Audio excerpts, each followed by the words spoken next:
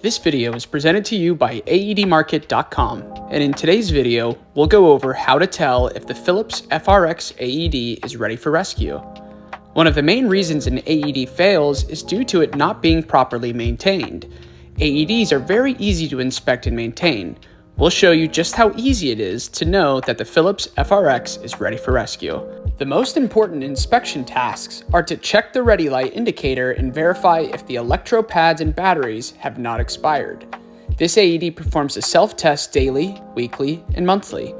The status indicator allows you to quickly see if it has passed its last self-test and is ready to use. It will also show an alert if a problem is found.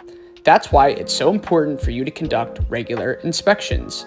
On the FRx AED, the ready light indicator is located on the top right of the AED, directly above the on and off button. It will blink green if the AED is ready for use and will not flash at all if the unit needs attention. It will also chirp and the I button will flash once a month.